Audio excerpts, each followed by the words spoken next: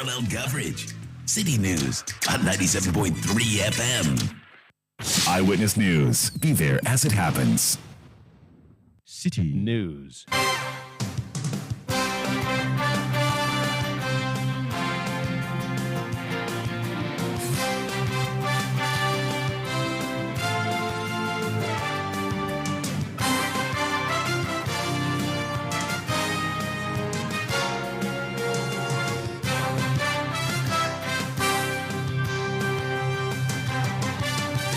Hello, good evening. Welcome to Eyewitness News, coming to you live from our studios here at number 11, Dr. Martin Loop in Adabraka in Accra. My name is Selom Adunu. Tonight I'm here with Akosia Oche. Coming up over the next 90 minutes, National Labour Commission threatens to take action against striking College of Education teachers as their strike enters week 2. Also on Eyewitness News, over 600 students of the Kumasi Technical University appealed to the university's management to reconsider its decision asking them to defer their programs following their inability to register for their courses. Still on Eyewitness News, hundreds displaced in parts of the Northeast region following days of heavy rains. We assess what efforts are being made to help the affected. Stay with 97.3 Citi FM for more on this and other stories on Eyewitness News and in business. Government T-bill offer oversubscribed by 15.3% compared to the auction target last week. There is more in business in the next 50 minutes. Eyewitness News is live across the country on all our affiliates and around the globe at citynewsroom.com. Your comments are welcome via WhatsApp line 0549 986 996. We are also live across the country on our partner stations on Beach 105.5 FM, Sky Power 93.5 FM, both in the western region in Takoradi. On Bono FM, on Bono region, the Bono region, we are on Greener 95.9 FM in Sunyani and Hames 106.5 FM in Gos in the Hafu region. In Ashanti region, we are on Focus 94.3 FM and Orange 107.9 FM, both in Kumasi. In the Volta region, we are on Revival 99.3 FM in Tajevu. In the Northern region, we are on Radio Bimbila 91.9 FM. In the Upper East region, we are on Tanga 93.7 FM in Bolgatanga and Tunsong 97.3 FM in Wa in the Upper West region and Jirapa 96.1 FM also in the Upper West region. You can follow me on Twitter at Selom Adunu. As always, the hashtag is City Newsroom. Akosia gives us our first story. A Deputy Minister of Education in charge of TVET, Gift Ichum Ampofo, has assured of efforts by her outfit to get striking members of the Colleges of Education Teachers Association, CTAG, to resume work. All 46 training colleges, CTAG members, have been on strike since August 1, protesting the government's failure to adhere to the NLC's habitual award orders and negotiated conditions of service since May 2, 2023. Despite multiple notices sent to the Ministry of Finance, the agreed upon negotiations have not been implemented. Let's go to the phone lines and speak to the Executive Secretary of the National Labour Commission, Mr. Fosu Esiama, Honorable, to help us appreciate really what the position of the Commission is. Hello, good evening, sir. Welcome to Eyewitness News. For those who've not been following, indeed, a strike by CTAG commenced on 1st August 2023. Can you help us appreciate what matters really they have come to the table with? Hello, good evening, sir. Hello, Mr. Fosu Esiama. All right, I'm not sure we have Mr. Ofosu Esiama on the line. We're working the lines to get him back. But in the meantime, the Deputy Education Minister in charge of TVET, Gift Ichum Ampofo, has been speaking, addressing this matter. When she spoke at the 14th congregation of the Mount Mary College of Education in Somanya. Let's hear it.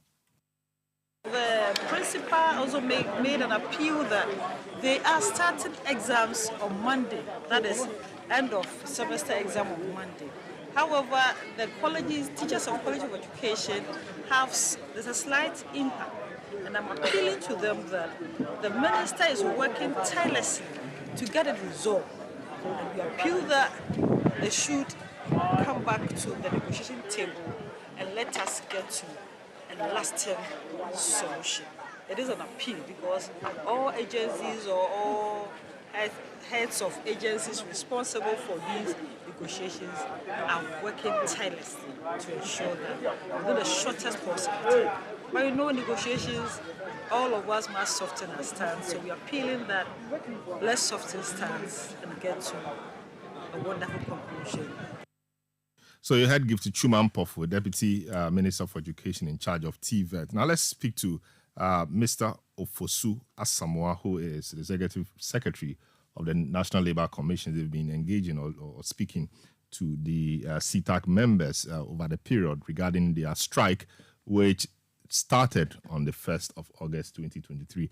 Hello, good evening, sir. Welcome to Eyewitness News. Can you bring us up to speed with what the situation is? What is on the table between yourselves, government, and then the CTAC members? Yeah, the CTAC members gave notice of their strike, alluding to an arbitration award which had been given them and the government had not complied. We brought the attention of the government to comply. Unfortunately, the government did so very late, which was on the 17th of July. But CTAC strike was going to take place from 1st of August.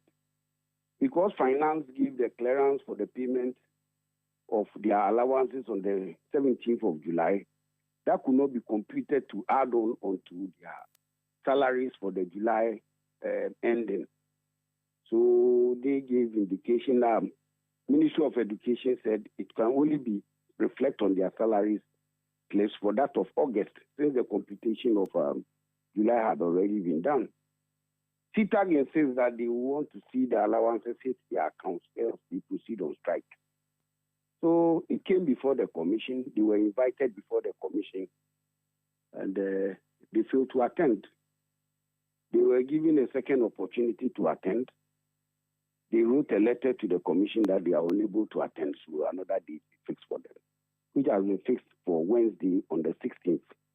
Though their preference was on the 15th, but on the 15th, the commission has another engagement with the Trade Union Congress and the ministry. So it's been fixed for the 16th. Unfortunately, all the trade directives that have been given to them to refrain from proceeding on the strike and then to call off the strike when they proceeded to go on the strike has fallen on deaf ears. What are these three directives?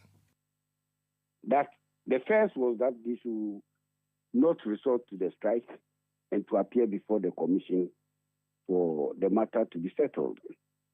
They did not obey, they did not attend upon the commission and proceeded with the strike.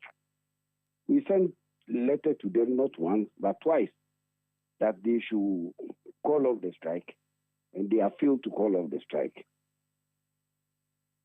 I see. But what really is the practice? So government was unable to fulfill its side of the bargain in terms of the arbitration award. Yes. And so government did later on the 17th, which means it could not reflect as part of their emoluments or salaries for July. But were they shown the proof of this compliance that indeed government is done it, and this is the proof? Our letter to them included copies of the letter from the Ministry of Finance and Ministry of Education, giving indication of it. Even though we were told they were aware already, they were part of meetings. But, we were not part of their meeting. So we made copies and attached to our letter as has been filed with us to them. Also, notwithstanding this letter instructing the controller to make good this award, they still went ahead and they still went ahead to declare the strike. What could account for this? Is it that maybe based on past experience, they did not trust that government will indeed follow through with the letter it gave to the Controller and Accountant General, so that at the end of the month they will see their money? I am unable to assign reasons to their action. And will be the best.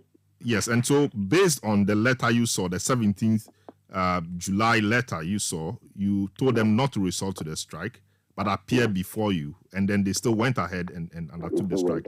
But what does that make the strike? Does it make it legal because you are informed? Yes. No, it is. No, you see, the reason for giving notice of the strike is to enable the National Labour Commission or any other body by way of mediation or arbitration to intervene to see whether they can find a solution to the problem at stake, because the strike is often the last resort. So by notice to us, we took steps to bring in the government, that is through the Ministry of Education, to perform its part of the bargain.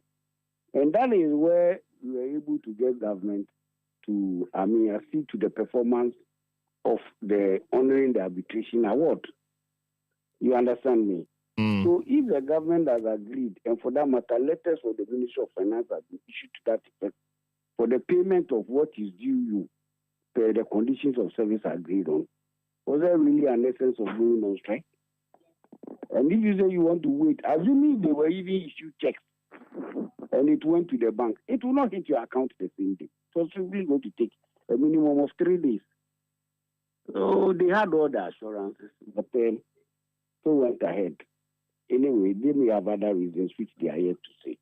So I don't think the strike. I don't think the strike is lawful. No, it is not.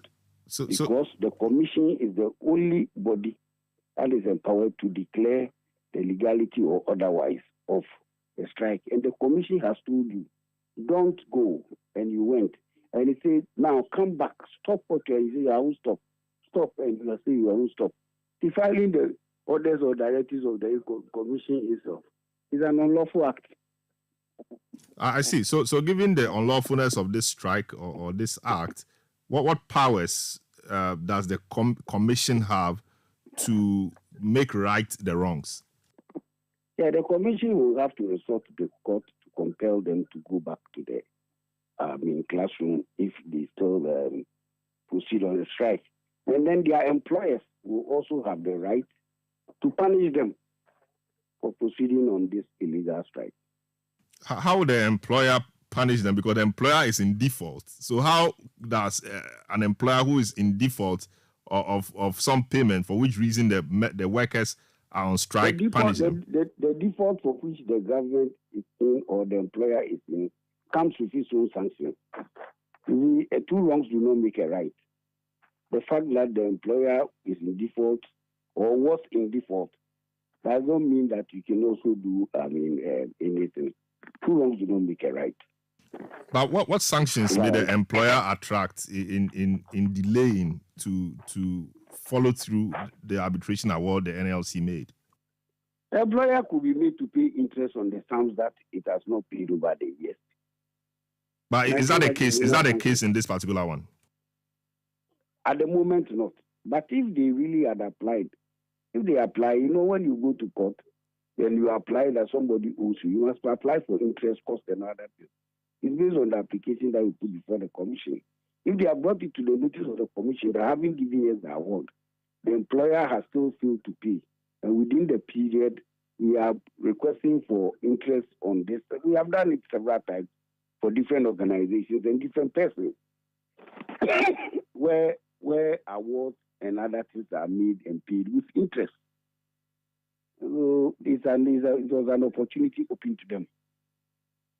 I see. Except that they have failed to avail themselves to their rights or what is due them, but rather resorting to an unlawful act. I see. You mentioned that the NLC could go to court to force them back to the classrooms. Is it a viable option you are considering, given that you say on the 16th, which is a few days away, you have a meeting with them? Consider that. We have just tomorrow and the next. So if you go and file an application in court, before they are served, the court will hear and make the orders. That's going to take no less than 1 week. So it is not an option the commission is considering for now. Because at least for now, even though this thing could not reflect last month, this month today is on the 14th. It's been prepared already, and I'm sure it's going to be part of their salaries for this month. So there is no need. But I do not know how it works. But couldn't it have been paid midstream so that it comes as and when it's ready? That is for the controller to tell. But what the controller to Ministry of Education to the commission was that they had finished with the computation of July salaries, and that they were going to add on to their August salaries. But whether there was a viable option or not, that sitting here at the commission, I will not know. I see. You also mentioned that the employer could punish them by withdrawing their salaries for the period. Is it an option you think the employer will exercise this time around? Well, I don't know. It is an option available to the employer that when people engage in an illegal salary strike, you can withhold their salary.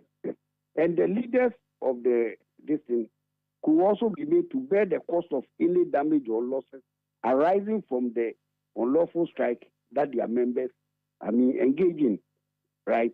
And that people could also lose their appointment without notice. I see, but just to be clear, in your interaction with the employer, you have not picked up any such information that the employer will want to. We have not interacted with the employer without the CTAC being there, except at the commission meetings where they were called and they refused to attend. But as a commission, we don't have any private interaction or what do you call it, ex officio or ex party. Yeah, ex party. This thing with them, no. Very well. At every point in time, the two parties are invited before the commission. If there is an interaction with one party, it means the other party has due notice but has failed to attend without reason. I see. Thank you so much, Executive Secretary of the NLC, Mr. Ofosu Asamoah, for speaking to us on this matter. Thanks so much, and we wish you the very best in your meeting with the feuding parties on Wednesday. Eyewitness News on 97.3 Citi FM. Let's speak to the president of CTAG, the College of Education Teachers Association of Ghana, Prince Obinhima, to also help us appreciate the situation or the problem from their perspective. Hello, good evening, sir. Welcome to Eyewitness News. Is it a case that despite assurances and indeed being shown proof that the Ministry of Finance, Ministry of Education have instructed the Controller and Accountant General to make to prepare your monies for you, you still went ahead with the strike, even though the NLC cautioned against same? Good evening, sir, and then thank you for the opportunity. I just want to put it on record that the National Labour Commission Executive Secretary, Mr. Ofosu Asamoah, is on record to have said it or granted interview last week, in which audio he mentioned that the government failed to comply with the orders of the National Labour Commission, and the Commission wasn't happy about that. Yeah, I think he restated it earlier before you even joined. So he said government defaulted. Government was supposed to have done so it will reflect in your end of July earnings. But government failed. They only did so around the 17th of July, which meant that they couldn't process it for July. But there was the firm assurance, and indeed there were documentary proof to that effect, that it would reflect in August. For that reason, they asked you not to go on the strike, and notwithstanding that you are on strike. Indeed, if you look at the trajectory of events, and if anybody thought CTAC was just going to rely on assurances, where in time past we had been assured even by the sector minister himself that we should give him just 1 week to resolve the matter. We were on strike and we had to suspend the strike action, and the matter wasn't resolved. The negotiation in itself had to be taken away from the Fair Wages and Salaries Commission. So that is the drama surrounding the whole thing. It means it wasn't a normal thing. Under normal circumstances, the Fair Wages ought to have, conducted negotiation. But because negotiations that we signed MOU at the start of it to last for 6 weeks, stretched beyond 1 year, running to 2 years, and we have to complain to the National Labour Commission for them to compel, to trigger compulsory arbitration. Then it tells you that we were not just going to take assurances. The Commission in itself, in their ruling, was explicit that they should pay the conditions of service immediately. And then when the order came out on the 2nd of May, it wasn't like we should be given documents so that it will give assurances that they were prepared to pay. We have seen these things before. That's why when they were not paying, we wrote to the commission, we wrote to the ministry, we wrote to several, all the stakeholders who were involved. And back to our strike, the legality or otherwise of our strike, we actually took steps to write to the National Labour Commission at the beginning of the month, saying that if A, B, C, and D were not done, we were going to, which is in fulfillment of conditions that you need to meet before embarking on a strike. So around all those things, or around all those times, we were constantly updating them on development. So we are quite surprised because we expected the NLC rather to have gone to court to get orders to compel the government to pay, but not to rather get us to, compel us to go back to work and all the other things that are being said. Those are interesting. We do not want to preempt what will be the outcome of the meeting on Wednesday, but we are preparing sufficiently to go into that meeting confidently, and from what will happen over there, we will proceed. You proceed with the strike, or you proceed and go to the meeting? We will go for the meeting, but I'm saying that after the meeting, we'll be well informed to, as it were, take the next line of action. So we do not want to act on ifs.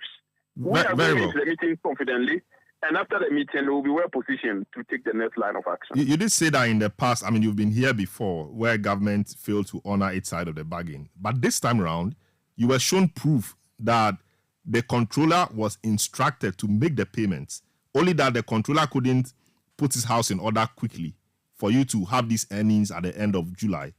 And the NLC says that in its letter to you, it attached proof of this instruction, which takes it a bit above what you've experienced in the past. Yes, still you went ahead and you're on strike. That's a gravamen of the NLC's concern. My brother, I do not want to go into the details. Even the meeting we had where they showed those things that had come from the controller, the authorization and what have you that have come from the controller, they were full of errors. Things that were in there which were not part of the things we negotiated. We pointed those things out, and then they said they were going to correct those things and they will get back to us with a correct version. And here we are. So we do not just want to go into all those things. We are going into the meeting fully prepared, confident that we have a good case, and we are sure the National Labour Commission exists to serve rights to both employers and employees. And this is a test case for all of us to actually see. The authorization contained errors which you had not bargained for, which means that the authorization was going to give you more money at the end of the day?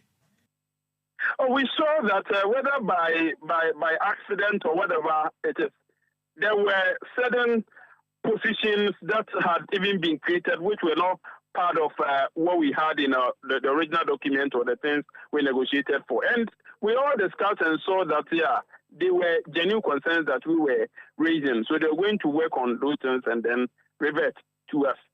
And, the whole thing is, it should result in payment. The documentation and all the things we are talking about should result in payment. That is what we are talking about. At the end of the day, the economy is hard. People continue to be on a SPY 2021 conditions of service. We are in 2023 now. So those are the things we should be talking about. Those are the things I believe we should engage our attention on. I see. But notwithstanding all of that, end of August, the authorization is being made. You're going to have the money. And it's not as if what you will get at the end of August was going to be short of what you should have had in July. You are going to have it double, as in you have for July, you have for August.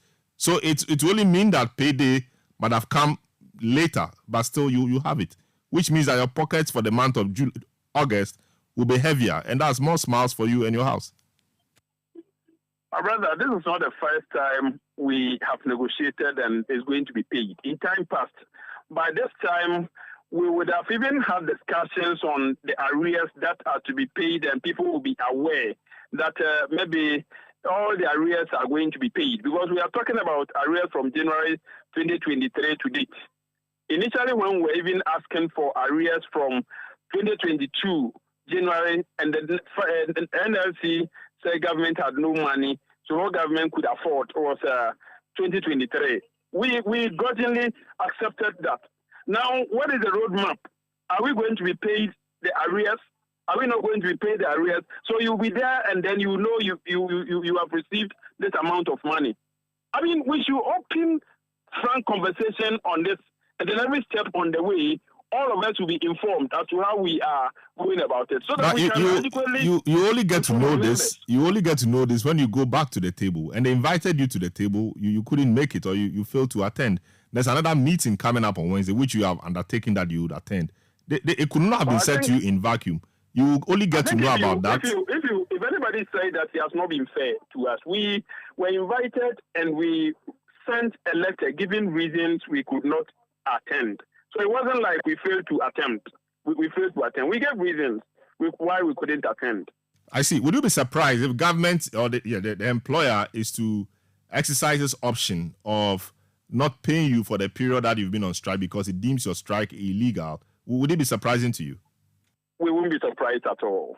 You will not be surprised? No, we wouldn't be surprised at all. Really? But so yeah, you wouldn't have any qualms about it as well? We had heard whispers from certain corridors that punitive actions were going to be taken if we went on strike before we even embarked on the strike. And these were the things that were whispered, that salaries will be frozen, appointments will be what have you, will be sacked. Those of us who are leading will be imprisoned. So if these things come up, and as union members, I mean, when you go into union business, you are fully aware that these are things that could befall you at any time. Let us for once know that the College of Education tutor is a key stakeholder in the teacher education. He needs to be given what he deserves. Not that we negotiate and then we come to ask for what is deserving of us, and then we begin to treat us this way. How do you say we should go and sign attendance, and if we don't sign attendance, we won't be paid, when that has not been part of our scheme of things? Which of the colleges, 46 colleges of education, have teachers been signing attendance? If it were something we were doing before even the strike, then one would say that, yeah, we were doing. So once you are on strike, let's go back and check. Because you go on strike, suddenly you introduce some of these things. These things do not solve, problems. We should be solving problems, but not to be creating problems. We are not very happy about the turn of events. But here we are. This is where we work. We need to fight to right the wrongs. And then if we do not even live to benefit from what we are fighting for, posterity will come and, benefit from it for the collective good of teacher education in Ghana. Very well. Thank you so much. But before you go, is this call? Are you making this call conversant of the economic context we find ourselves in? Government is broke. Government doesn't have money, and they've asked all of us to tighten our belts. We know, but in the midst of all that, everybody has got his conditions of service. So you cannot see that because government is broke, a group of workers should exist with their conditions of service. That is why, in all the conversations we've had, that has not been officially raised as a reason. Government is not ready to pay what they have to pay us, because we need to have conditions of service to be able to work. This is even the time we need to work harder and give the people what they need to be able to, work harder, so that we will come out of the economic doldrums that we all find ourselves in. Very well. Thank you so much, Prince Obin Hima, President of the College of Education Teachers Association of Ghana. They are on strike. They have a meeting with the National Labour Commission on Wednesday. They said they would attend, and they said they will not be surprised at all if government is to freeze their salaries. Eyewitness News on 97.3 Citi FM. A few of your messages that have come through. John Na Tete in Koforidua says the only language that the government understands is strike. The teacher union should use what they have to get what they want. Until they get what they deserve, they should not rescind their decision to call off their strike. Jonathan Dokenu from Akachi says, good evening, Salom. NLC should stop acting capricious and take the interest of its members seriously because CTAG is not on strike in a vacuum. George Ortega says, Salom, government is seriously broke and should be humble in engaging people on strike. Intimidation will not help. The administration is a failure. Nene Gaddafi, Yellow Krobo, says, why should government delay before addressing the condition of service of CTAG members? I support the move by CTAG because the only language leaders understand is strike and demonstration. Ghanaians deserve better. Jones Adoboy in La says, good evening, Salom. I don't envy the NLC guys at all. Eyewitness News on 97.3 Citi FM. We'll take a short break. When we return, we will go to Kumasi, where over 600 students of the Technical University there are appealing to the university's management to reconsider its decision, asking them to defer their programs following their inability to register for their courses. Don't go away. Eyewitness News. Be there as it happens. You know your papa see that? And it's rickety car. Hey, Papa! Bobo, so how your engine now? It is half man, half amazing. Thanks to Quartz and you. Can't feel better energy. Can't touch this. Actually, guys, so Sancho's engine just died like that. Yes, so Somebody managed to convince him that there is a better engine oil than Quartz, and he switched. Sancho Panza. Now, which engine oil can be better than Quartz? No other, my guy. Quartz with its age-resistant technology, it keeps your engine younger for longer. Now you know. Have you guys seen the new bottle design? It's superb. Quartz 9000 from Total Energies there improves fuel efficiency. Why do you think Mr. Mane and Logoso have taken the Quartz Nation Movement World Cup like that? Sorry. Chairman. Quartz. Keep your engine younger for longer. Yeah, Charlie, so many vibes and I born 10 father, my sanaba. My mini papa and you're not for more fear anymore, more acquaintum. Trebiania, so I'm Maniscaco Fiesi and Fancy that near fear for a bit for Javasi no parking. A bear man Sujai Casa. Thanks to Sukasa, how to your nature. Sukasa Sia Dan Brony friend affordable luxury homes, or more 2, 3, 4 bedrooms, where you're fully gated or grants and communities, or more malls, clubhouse, and all social amenities, plus 24-hour security. Almost our flexible payments, and yeah, I know my dear at Dow Casa, plus 100% guaranteed cashback. Yes, 100% guaranteed cashback. No quick one-answer stories. Contact Sukasa right now through phone calls or WhatsApp on 030-296-0865 and 055-369-7886. Charlie's social media so more, baby. You can find them on Facebook, Instagram, LinkedIn, and YouTube at Sukasa GH. Email Susi at info@sukasa.com.gh. Sukasa, building on trust.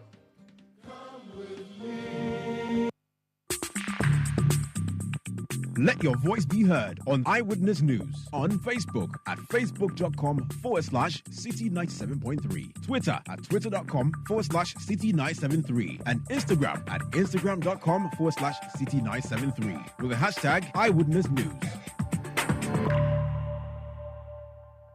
You're welcome back. Let's still stay with education because more than 600 students of the Kumasi Technical University are appealing to the university's management to reconsider their decision to require them to defer their academic programs. These students have been unable to register their courses, leading to their exclusion from the current semester's exams. If they don't participate in the ongoing exams, this will automatically be deferred to a later semester. While the students admit their failure to properly register their courses, they are pleading with the university's management to slow leniency and reconsider their decision. Let's hear from one of the students who spoke to Citi News. I paid the fees late and I wasn't able to do the registration. And the day I paid the fees was the day that they were starting the exams. And in my case, I'm not writing exams, I'm doing internship. The day that we paid the fees, that they said it was the deadline, which we didn't see any message about it. So on Monday we went to after paying the fees, they said we should go and pay the penalty, which was 100 Ghana cedis.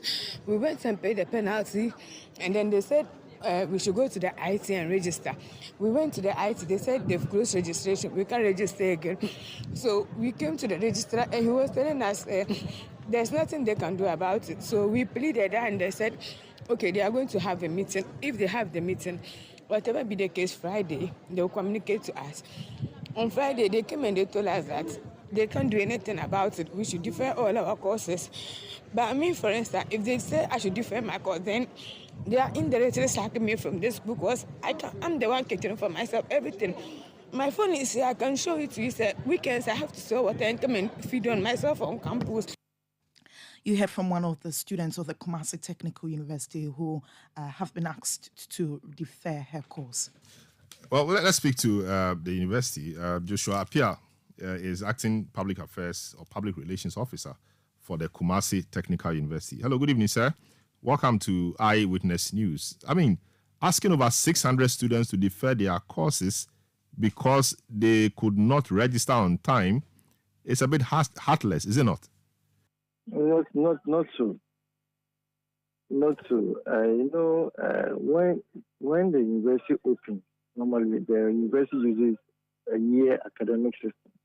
So we have first semester and we have the second semester. So for the first semester, students are required to pay about 60% of their fees and they are able to register. Second semester, the same, those with the difference are supposed to pay and register. Those who have fully paid their fees first semester don't need to pay anything. They just have to go on to the registration and finish the registration. That is it. Now, when we start the second semester, the academic calendar, we open registration for 2 weeks. So this year, second semester, the registration ended on the 29th of May, 2023. The authorities sent notices to students on the 24th of May to remind them of the registration and the deadline. And they even added offices that students having challenge will visit and their grievances will be addressed. For example, if you are having challenge with your portal, go to ICT, they will help you out. If you are having challenges with your fee reflecting in your student ledger, you go to finance, they will help you. All these were stated on the notice. The initial one that was done on the 24th of May. After 29th of May, the university saw that some students have still not been able to register. So the deadline for 29th was extended to 5th of June with a penalty of 100 cedis to be paid by a student who is to register within the extended period. After the 5th of June, there was another extension again, and extensions have continued severally, and SRC have come in to plead with the management to even extend to 3rd of August. So the last date for registration, which was supposed to be 3rd of August, even though the examination started on 5th of August, the university closed the portal on the 7th, giving a lot of students ample time to register.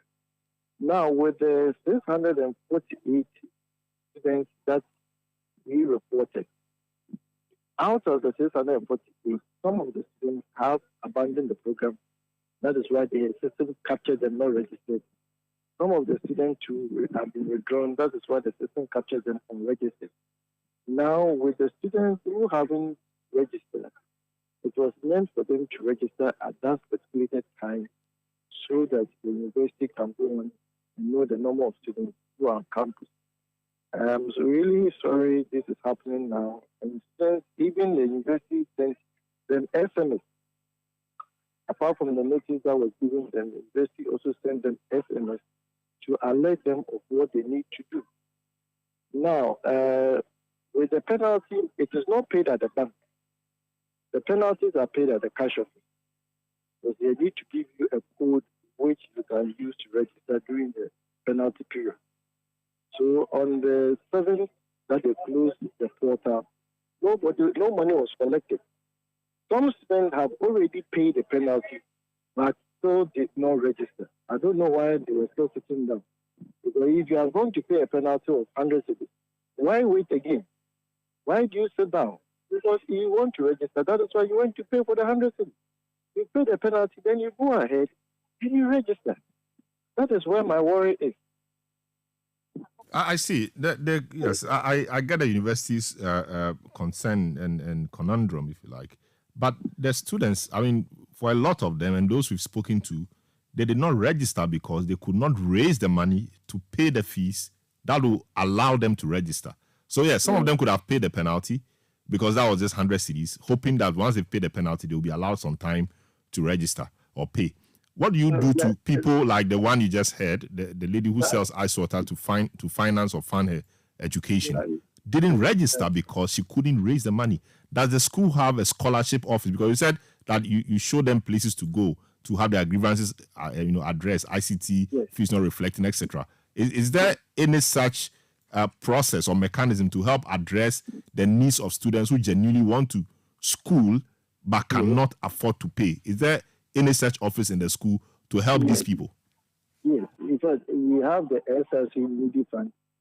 Even we have the Tunko Needy Fund. There are a lot of needy fund options on campus.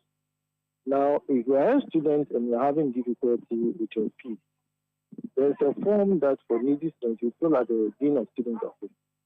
Then they take you through the process. Honestly, some people, with this lady's situation, I don't know whether she informed the Dean or the Dean of the faculty or whoever. I don't know anything about that. But we know people are enjoying needy funds on campus. So if you know you are in such conditions, you report to the Dean of Students, and these notices are all around. There are people who are in need of help to come. Now, I don't know whether she went or she didn't go. Now, I know she's not the only person that is struggling to send for him or herself on campus. So, you see, that is where my worry is. When your condition is not that good, you equally assess the funds or the opportunity that are given to you. Now, for students who have challenge with paying fees, if that such student should have gone to the Dean of Students to report that this is my challenge. Equally, the Dean of Students and authorities are human. They know what is going on. They equally have sat down with you on a modality to pay. But here's the case, you can't trust the students with what they say. A student can come and tell you that, okay, I'll give you this, so let's do this. Maybe the person might not come, and you can't hold the person on ransom with anything. At times, that is the problem. So if that student has a challenge, the person should have gone to the dean far ahead of time when something could have been done. I see. I see. So I mean, is that the end for them for this year? I mean, can the university do anything on humanitarian grounds? They say the times are tough. If the university reopens the portal, what does the university lose? Does the university lose anything?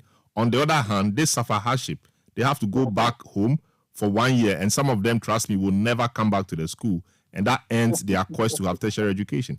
What does the university lose, especially in these difficult times?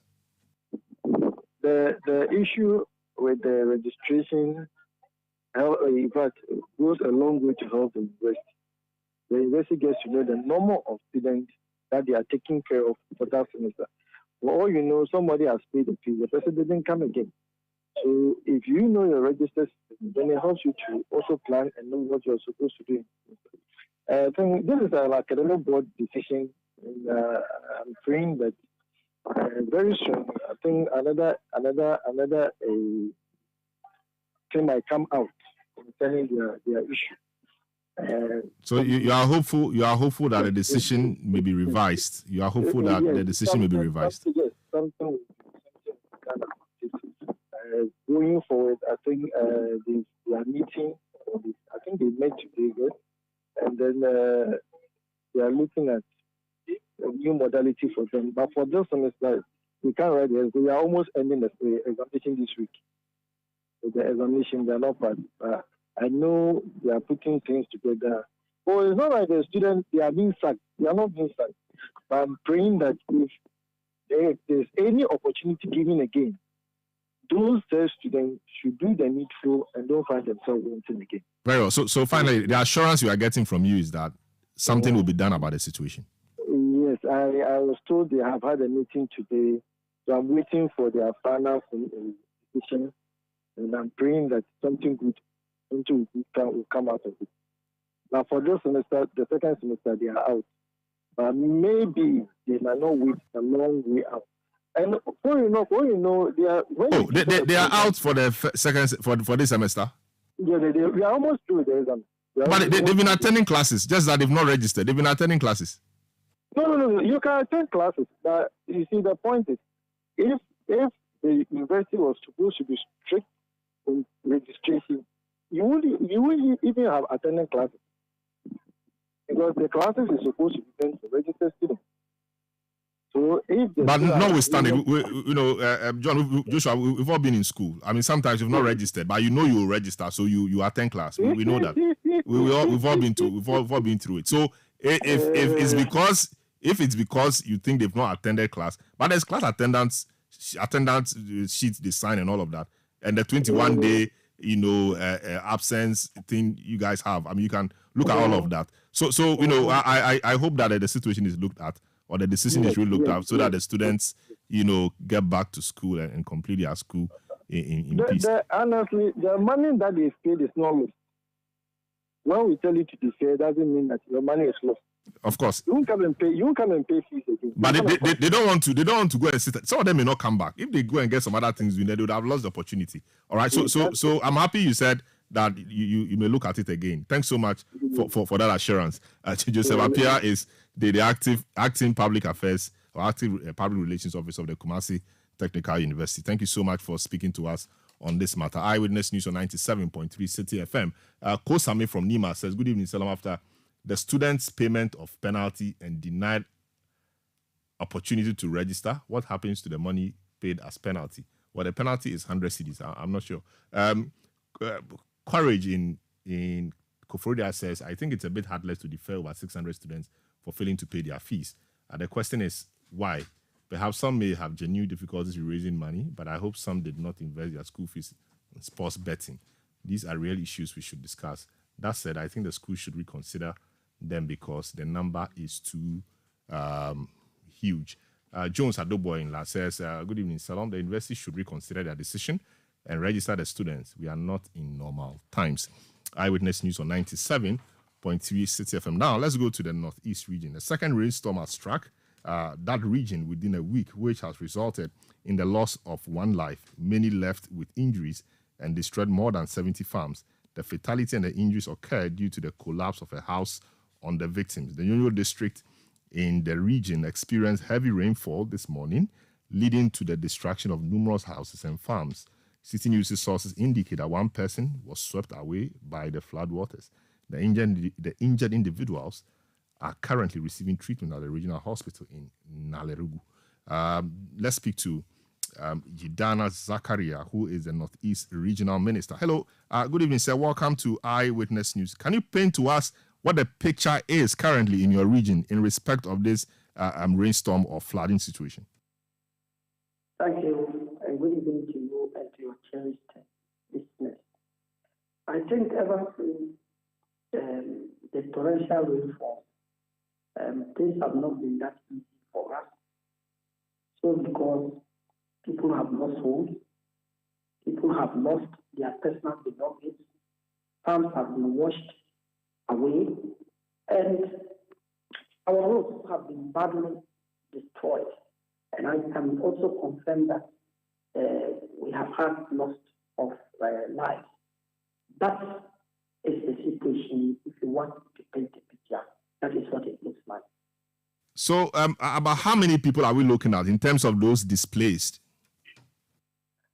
Those displaced are just returned from my tour with some officials of the RCC and directors of the highways, feeder roads, and urban roads in the northeast region.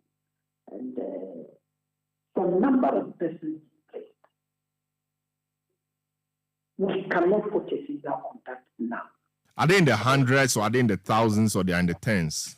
Oh, no, they are in hundreds, not in thousands. And one community where we got buildings that have collapsed, the people have moved to stay with relatives. Except in one case where they have moved to stay in a primary school. There we met a group. And even with that, we called a meeting of the chiefs and opinion leaders and told them that we should find another venue for them, because the school children didn't attend school today. And I told them, I don't want that to continue tomorrow. So arrangements have been made, and we found another place for them to move in so that they will feed a primary school for the school children to return to the classroom tomorrow. So the counting would be done. But because many of them have moved to distant places to join relations, it's not easy tracking them to get the numbers that So how are they managing? I mean, they've been displaced, meaning they are not in their usual places. How are they feeding? Is NADMO locating them and giving them relief items? And what are these relief items? Are we giving them hot meals? What are we giving them, really? I can tell you on authority that NADMO followed up to those communities, identified them, and they gave them foodstuffs for them to prepare on their own. We don't give them hot meal, but they have been given something to survive on. And we hope that more items will be given to them in the course of the week. Very well. Thank you so much, Honorable Regional Minister Yidana Zakaria, Northeast Regional Minister, speaking to us on this matter. We wish the people well, and we hope that relief efforts get to those who really need them, and we hope that your men are able to assist. Eyewitness News on 97.3 Citi FM. After Citi Business News, which is up next, we'll bring you the live commentary of the English Premiership or Premier League match between Manchester United and Wolverhampton Wanderers. That is expected tonight or in the next few minutes. Up next is Citi Business News with Ni Lati. Eyewitness News. Be there as it happens.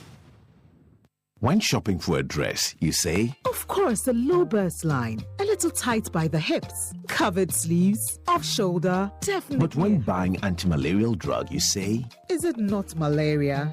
Give me whatever is available. Choose your malaria drugs the same way you choose your dress. Always ask for Coartem. It's also available in cherry-flavored dispersible tablets for children. Don't gamble with malaria. Choose right. Choose Coartem. If symptoms persist after 3 days, consult your doctor. Malaria testing should be done before treatment. This advert is FDA approved. You know your papa see that?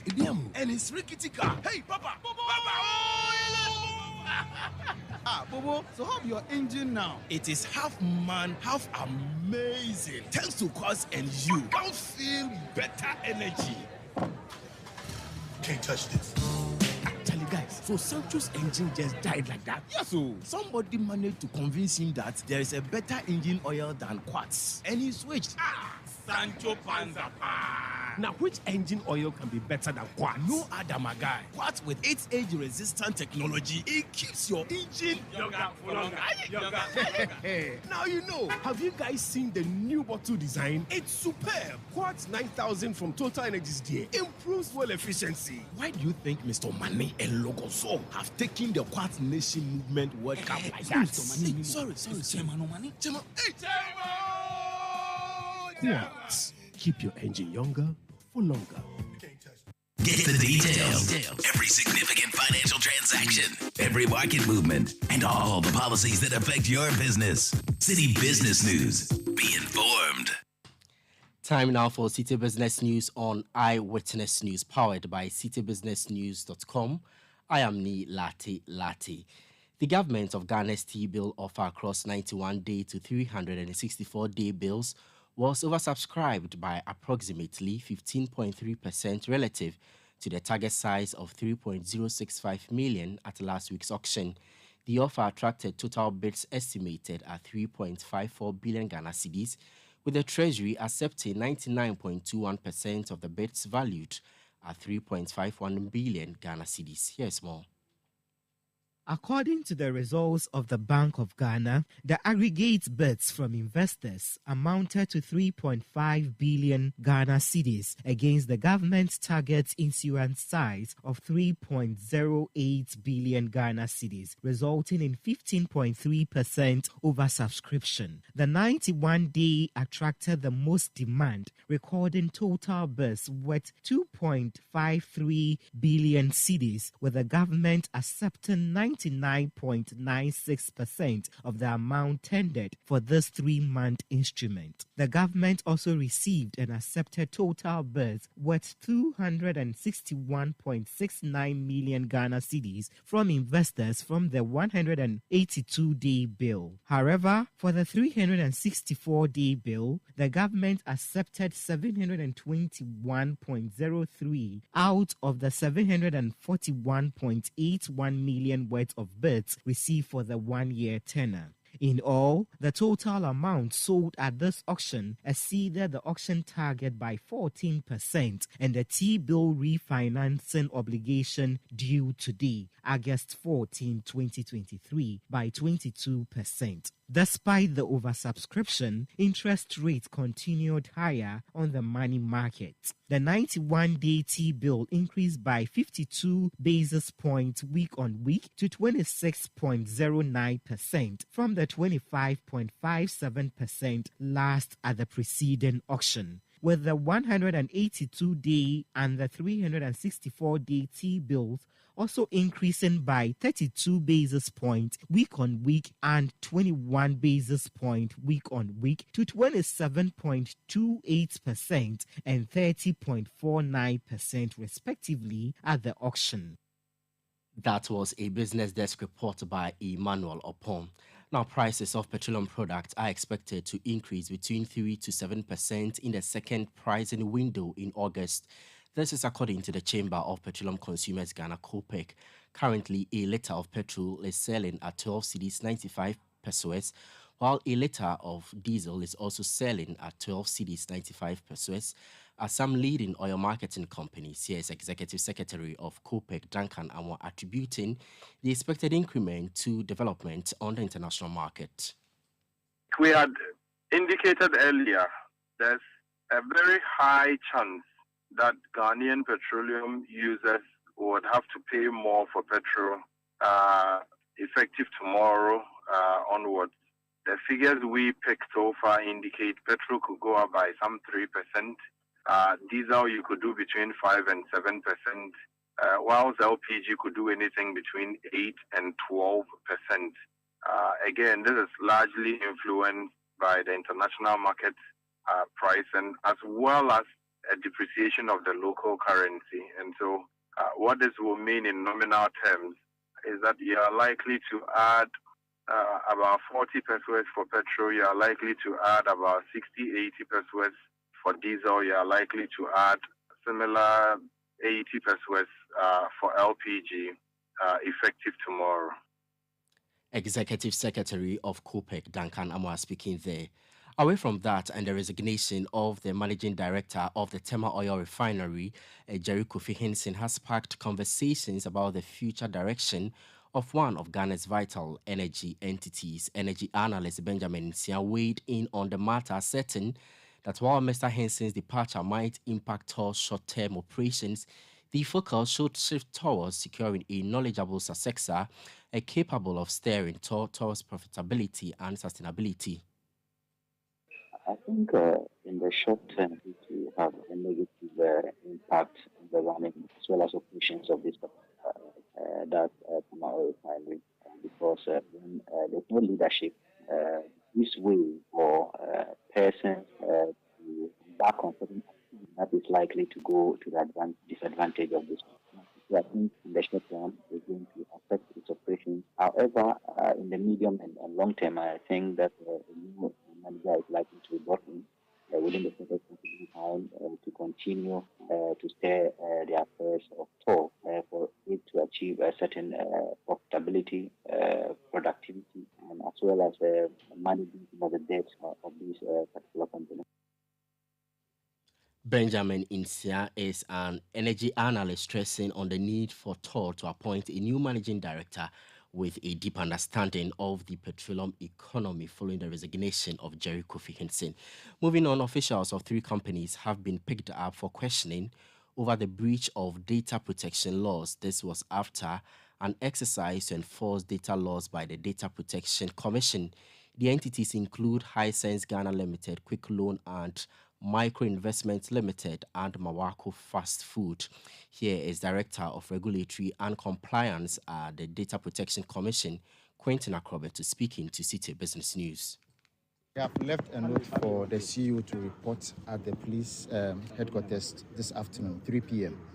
That is because he's not in the office and their lawyers are also not at post right now. So at 3 p.m., we'll be expecting them at the police headquarters for further interrogation. We received a complaint about their non-compliance, how they are processing personal data against their customers.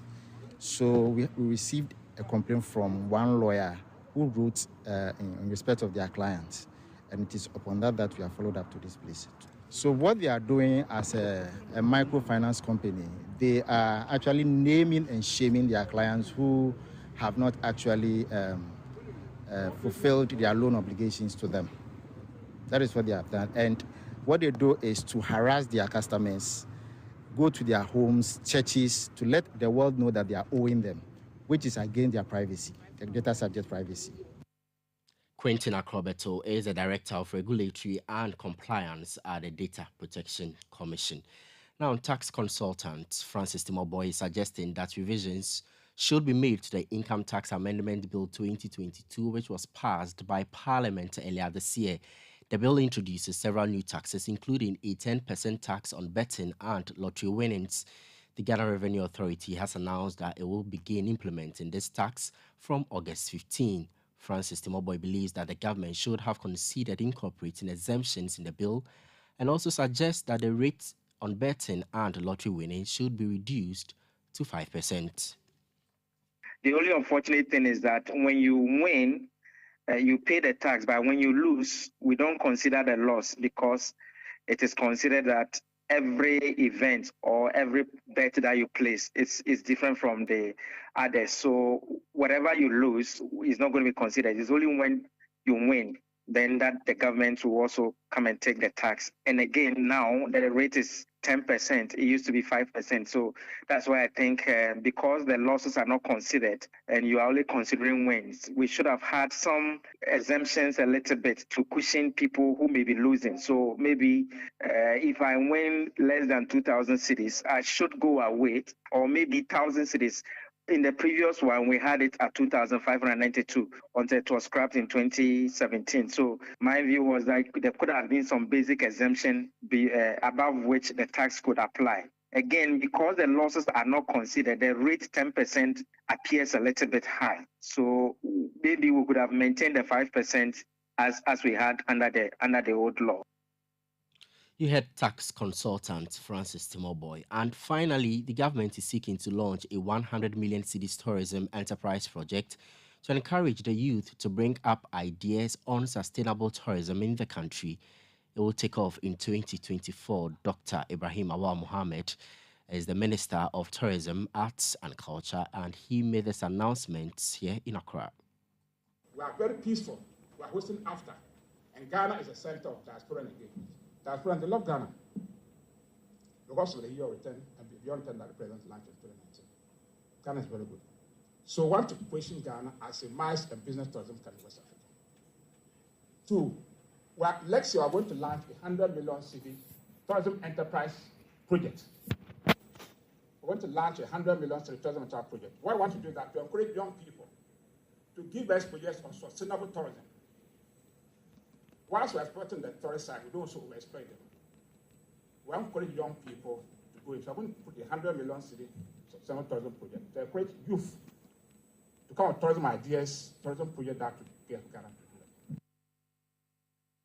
Tourism, Arts and Culture Minister Dr. Ibrahim Awal Mohammed.